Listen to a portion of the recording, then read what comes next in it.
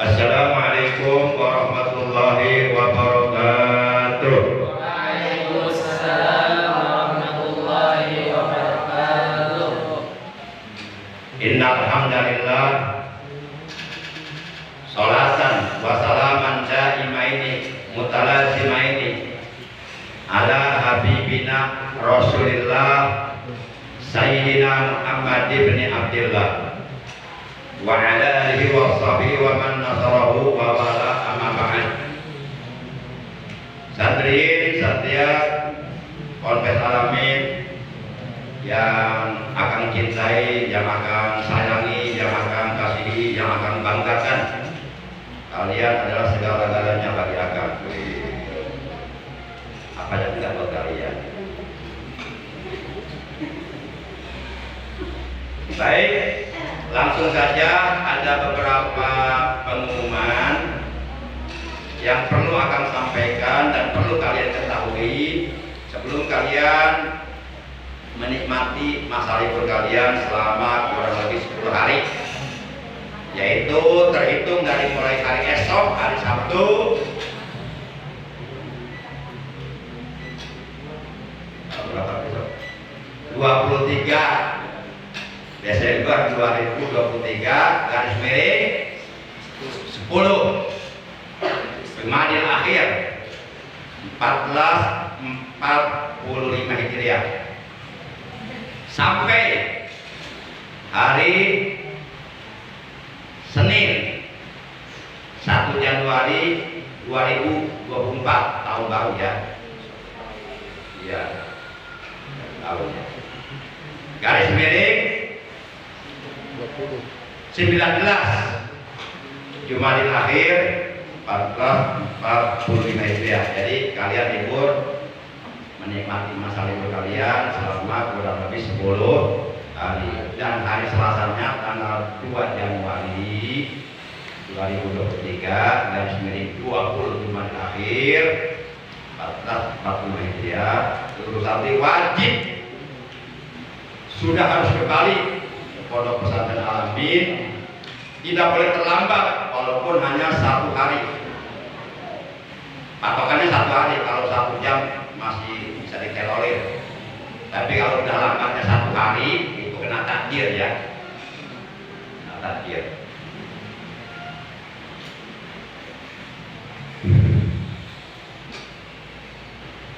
Pengumuman pertama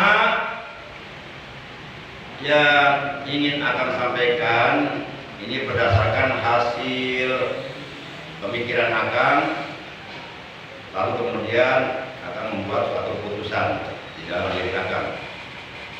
Yang pertama, 4 orang pengurus OPI organisasi Pondok Pesantren Putra dan organisasi Pondok Pesantren Putri Alamin itu supaya dimasukkan ke grup KP3 oleh admin ya, yang merasa sebagai admin di grup KP3 Alamin akan minta agar memasukkan 4 orang pengurus OPA dan OPI. 4 orang pengurus OPA dan OPI tersebut adalah jabatannya 1 ketua OPA dan OPI. Kalau OPA kan bukan, kalau OPI kan acara OPI. Yang kedua, wakil ketua OPA OPI. Kalau OPA wakil ketua siapa? Rapan Sarparas Indiahe. Kalau OPI Kaila tidak Nursamsia. Yang ketiga, jabatannya sebagai sekretaris OPA Muhammad Rapak Raditya Al-Fatir. OPI Putri Aprilia Angeli. Kamu gak gandul jadi.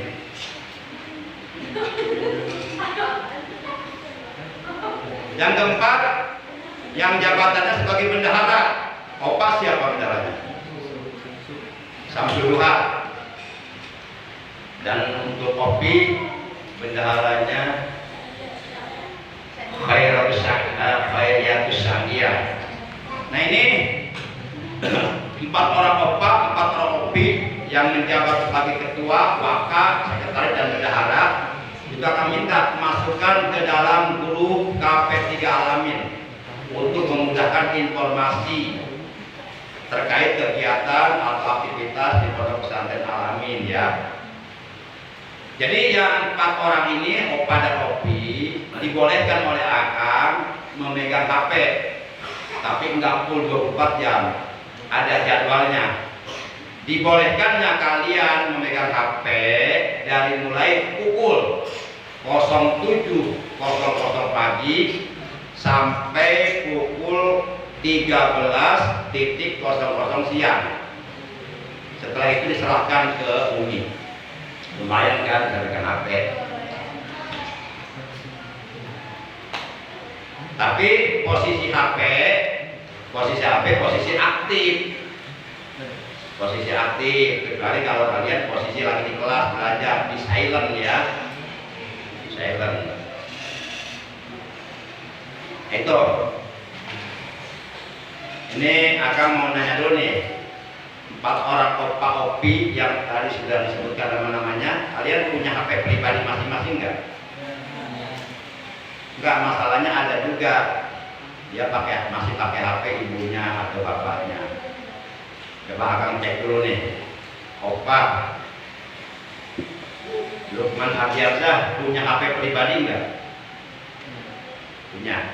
Nah nanti boleh ya, kamu pegang HP itu dari pukul 07.00 pagi sampai pukul 13.00 siang. Setelah itu serahkan ke Umi, titip ya. Terus Wakil Ketua Opa Rapan Sarparas punya HP pribadi enggak? Punya, oke. Terus sekretarisnya Rapat punya. Bendaharanya Samsu punya. Ya itu boleh ya. Kalian dibolehkan megang HP selama kurang lebih berapa jam tuh? Dari jam 7 sampai jam 1. 4 jam lumayan lah. Tapi itu untuk kepentingan ya. Digunakan untuk kepentingan, bukan untuk sesuatu yang tidak bermanfaat. Bukan untuk buka-buka TikTok misalnya. Kemudian akan cek nih kopi. Ketuanya Ajar Sifat, dia punya HP pribadi enggak? Kemudian wakil ketuanya Nida Nur Kaila Nida Nur Samsiah, Nida Kaila Samsiah apa? Nur Samsiah Kaila Nida. Punya HP pribadi enggak? Tapi ya sekarang dipegang mama ya. Kemudian sekretarisnya Putri punya. Bendaharanya HP pribadi ya, bukan HP orang tua ya. Nah itu bisa. Ya. Ini keputusan langsung dari akang ya. Nanti kalau umpama ada yang mau ngasih masukan sama akang welcome ya, akang terbuka. Tapi ada argumentasi dulu dengan akang, ya. Ada dalil dulu. Kalau kalian menang, berarti akan kalah. Kalau akang menang, berarti akan kalah. Yang kedua, seluruh santri, baik putra maupun putri, juga seluruh KP3 akan perintahkan dengan perintah wajib.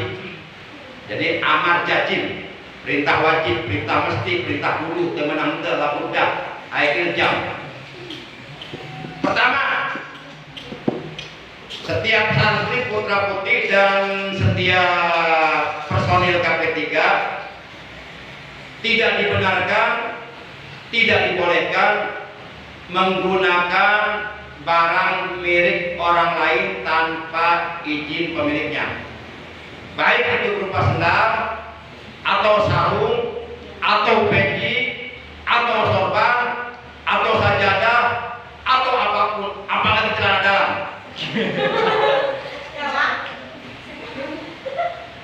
Nggak boleh. Maka oleh karena itu, kalian yang merasa masih menggunakan barang milik orang lain tanpa izin, cepat kembalikan. Baik itu berupa sarung, peci, kembalikan. Karena kalau nggak dikembalikan, selama itu kalian menumpuk dosa. Itu hukumnya gosok. Gosok itu memakai barang orang lain tanpa ridho pemiliknya, itu dosa.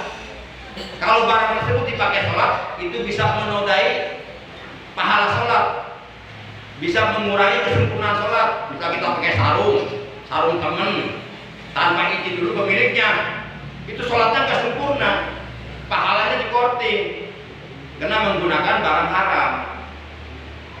Haramnya bukan sarungnya yang haram. Haramnya itu terletak pada dia menggunakan sarung orang lain tanpa izin. Haram itu nggak boleh. Kita harus apik dalam ibadah. Jangan gara-gara kita pakai sarung temen nggak bilang dulu pakai sholat kita nggak terima oleh Allah, kan rugi kita. Kita harus apik dan warok ya.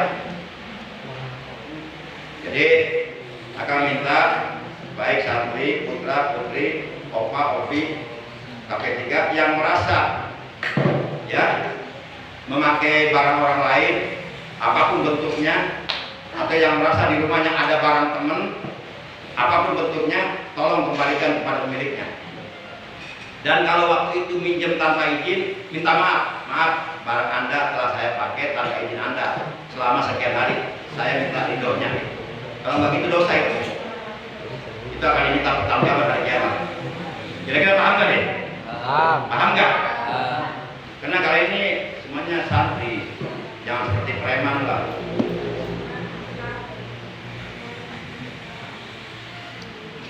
Kemudian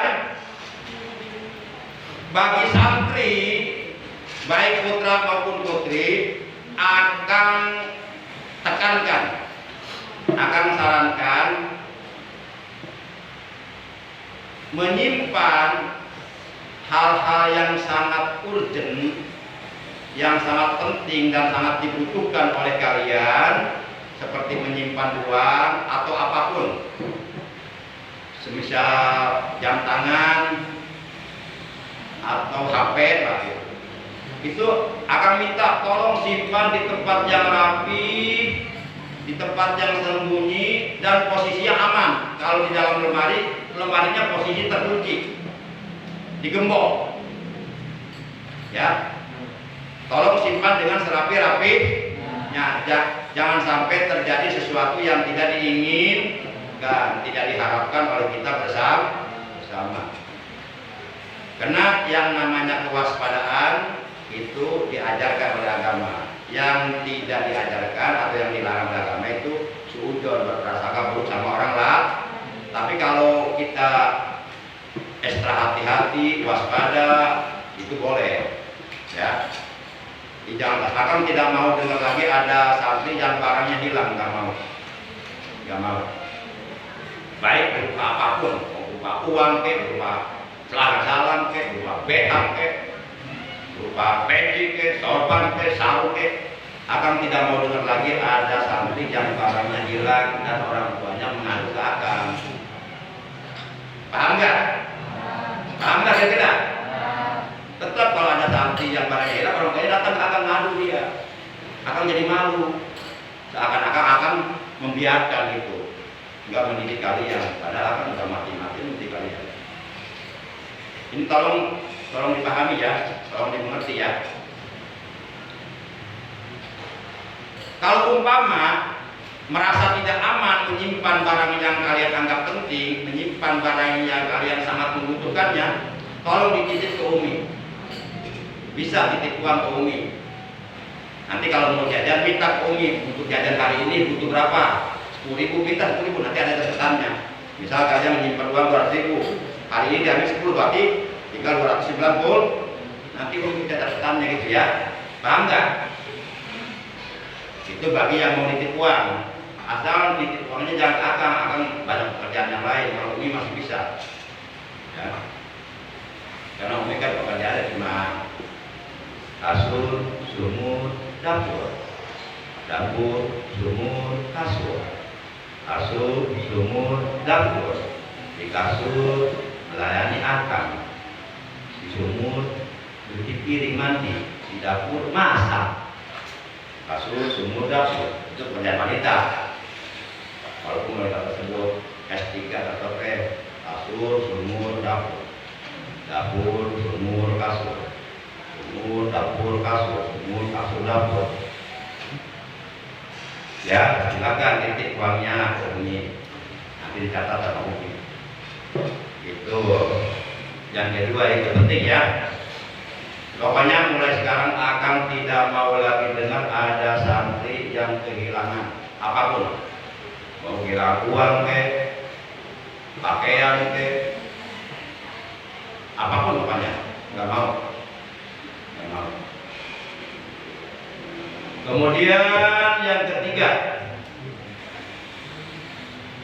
akan mau menanyakan selama ini kalian melaksanakan program tahajud rutinitas dari mulai pukul 03.00 sampai jam 04.00 lah, kurang lebih 1 jam ya. Tapi jarang yang jam 3, jarang. Dibangunkannya jam 3, baru bisa kembalinya jam 4.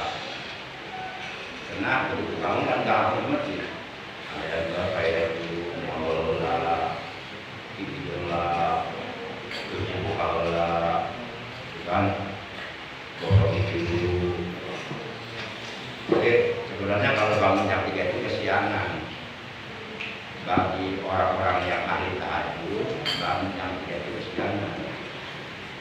Bagi orang-orang ahli tahajud, itu bangunnya itu paling lambat jam 1:30 udah bangun. Orang-orang ahli tahajud jam 3 itu kesiangan. Jam 1:30. Dan memang waktu yang paling afdol untuk melaksanakan sholat tahajud itu sepertiga malam. Sepertiga malam itu berarti kurang lebih jam 1:30 itu udah mulai tahajud.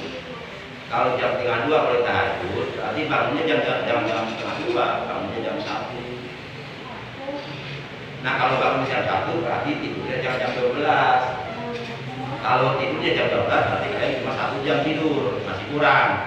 Tidurnya paling lambat jam 10:30, paling cepat jam 9 atau jam 10.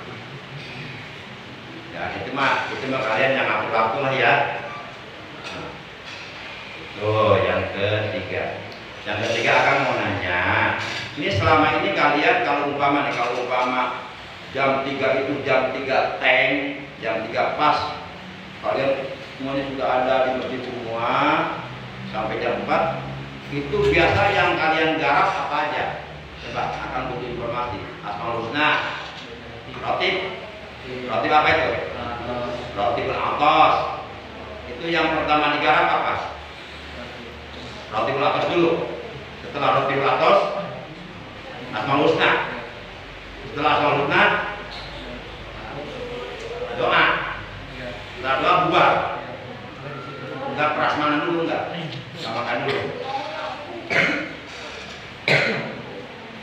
Nanti Pak akan mau lakukan insya Allah, tapi nggak jadi ya, akan lihat waktunya. Kalau umpama sama akan kelihatan ini, kalian selalu tepat waktu, jam 3 itu sudah mulai tahajud, mulai baca roti atas, mulai baca Al-Qur'an dan doa. Kalau udah ini udah lancar, kelihatannya udah lancar sama akan, udah istiqomah, baru akan insya Allah akan dihapus. Karena akal itu kalau bangun bukan jam 3, jam 1, jam 2, udah mulai akan itu.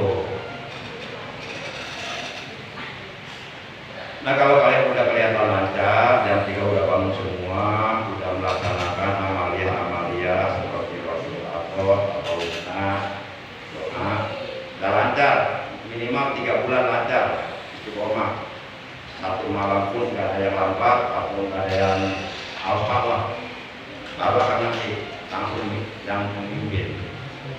Dan nanti susunan acara yang digarapnya juga kami dadakan, ya amalan-amalan juga. Tapi tetap yang sudah benar akan dihilangkan, seperti roti atas, asmulnya tetap diistiqomahkan. Cuma nanti akan ada tambahannya.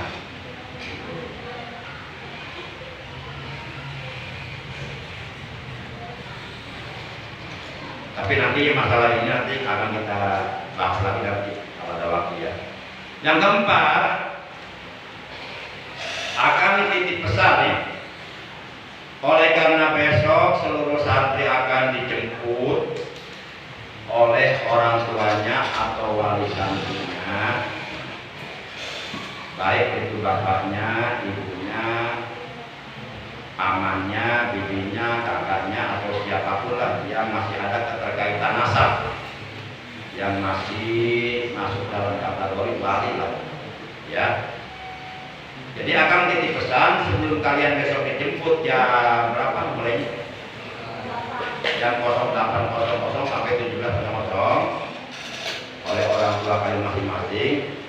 Pastikan posisi kokong, pastikan posisi kamar, pastikan posisi lemari kalian masing-masing, pastikan posisi dalam keadaan aman, ya. Kokong posisi terkunci semuanya, baik putra maupun putri, kecuali nanti kalau ada yang piket dari KP3. Cuma KP3 yang piket selama santri ada di kokong itu sebagai penanggung jawab. Kalau ada sesuatu yang hilang, nanti yang didesak sama akang KP3 yang ditetapkan nanti, ya. Akan punya cara untuk orang bisa berkata jujur, bahkan di bola dibaca adalah buah tak apa pikiran. Nah, ini jujur dia. Baik. Nah, nanti kalau ada kobong yang nggak bisa dikunci, nanti tolong dicek sama KP3 ya. Kalau misalnya nggak ada samuelnya, nggak ada engselnya, nggak ada gemboknya, nanti tinggal bilang kakak, nanti akan beliin.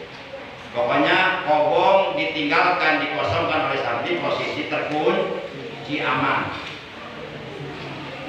Karena yang namanya di pesantren itu banyak orang yang datang, banyak. Kita harus hati-hati, ya. Posisi terkunci. Nanti KP3 oleh akang beberapa orang akan ditugaskan piket, ya. Piket selama 10 malam, selama posisi kobong, keadaan kobong kosong, nggak ada penghuninya. Jadi beberapa orang KP3 akan mendapatkan tugas khusus untuk piket, ya, untuk piket. Tugasnya menjaga keamanan kobong, jangan sampai barang-barang di dalam kobong ada yang hilang. Paham tak kira ini? Nanti yang akan tugaskan orang-orang yang akan bisa dipercaya dan akan bisa membaca mana yang bisa dipercaya akan, mana yang enggak akan bisa membaca. Nah itu yang keempat. Yang kelima, ketahuilah bahwa ini KP3 agar supaya paham. Jadi KP3 ini secara global tugasnya terbagi dua. Ada tugas inti atau tugas pokok atau tugas utama, ada tugas ekstra atau tugas tambahan. Dua-duanya penting, tapi di antara keduanya ada yang harus lebih dipentingkan, diutamakan, yaitu tugas inti, tugas pokok, tugas utama. Jadi kita harus menggunakan prinsip kaidah ushul fikih yang berbunyi taqdimul aham minal muhim, mendahulukan atau mengutamakan yang paling utama dari yang utama, mendahulukan atau mengutamakan yang paling terpenting dari yang penting. Kalau ada dua hal yang penting, tentu salah satunya ada yang lebih penting. Nah itu yang utamakan, yang lebih penting. Nah, tugas KP3 yang paling penting, yang paling utama, yang paling inti, yang paling istimewa adalah membangunkan tahajud. Kalau KP3 nggak mampu membangunkan tahajud, jadi nggak usah dibentuk KP3. Nggak ada faedahnya, nggak ada artinya. Karena tugas pokoknya tidak dijalankan. Sementara tugas-tugas yang lainnya itu tugas ekstra semua, tambahan. Nggak begitu penting, walaupun penting, tapi nggak begitu. Jadi tugas utamanya, tugas pokoknya, tugas istimewanya, tugas intinya adalah membangunkan tahajud bagi seluruh santri dan ikut tahajud. Yang kedua, mengontrol para santri agar tidak meninggalkan sholat subuh berjamaah. dan KP3 juga ikut sholat berjamaah. Itu tugas pokok. Selain itu tambahan semua. Seperti kemarin Nurgan, masang dekor itu tambahan aja. Sewaktu-waktu aja itu kalau diperlukan. Kira-kira ini KP3 bisa memahami nggak yang akan sampaikan ya? Bisa ya. Kemudian yang terakhir, yang keenam, seluruh KP3 besok ya pukul 08.8 sampai seluruh santri selesai sampai seluruh santri habis dijemput semua itu standby di sini bagi KP3 yang besok tidak kerja atau tidak ada acara atau tidak ada keperluan lain atau tidak sakit atau tidak sedang dalam keadaan sakarat atau tidak sedang dalam keadaan di ICU, itu wajib besok jam 8.00 standby sini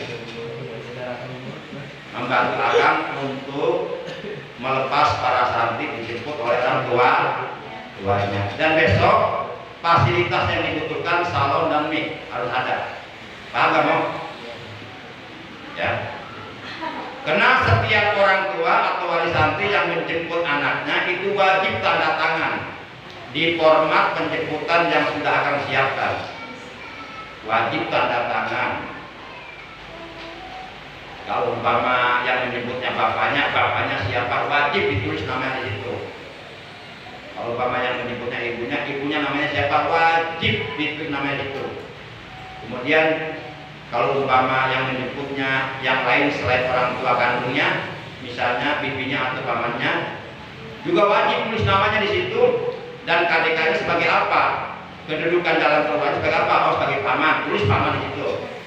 Yang tidak boleh si penjemput sebagai kekasih jangan. Nanti hati dibawa ke hotel nanti, sama lupa nanti. Oke, tidak catur. Ya. Dan wajib tanda tangan itu. Tadi sudah ada 3 orang tua yang menyebut anaknya.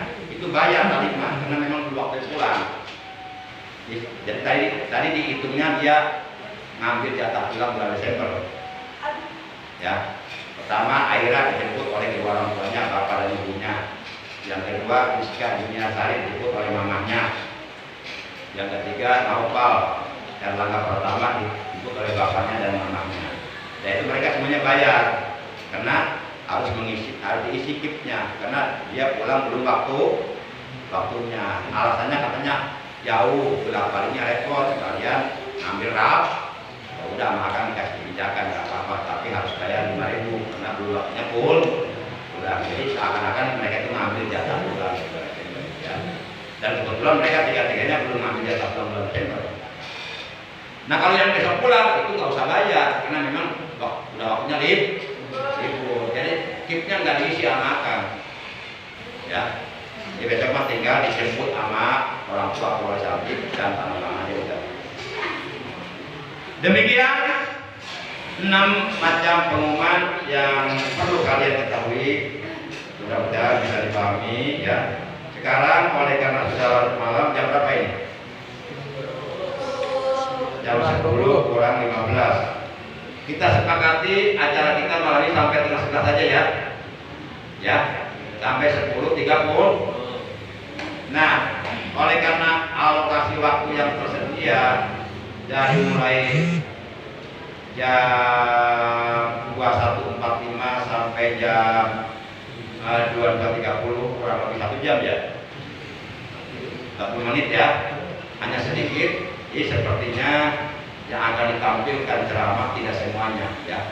Tadinya akan kayaknya semuanya, tapi oleh karena waktunya udah mepet, nggak mungkin kita memaksakan kehendak karena kita perlu istirahat. Nah, jadi kita manfaatkan waktu yang ada kurang lebih 40 menit untuk beberapa orang ya ceramah dalam acara muhadharah malam ini. Langsung dipanggil saja sama akang.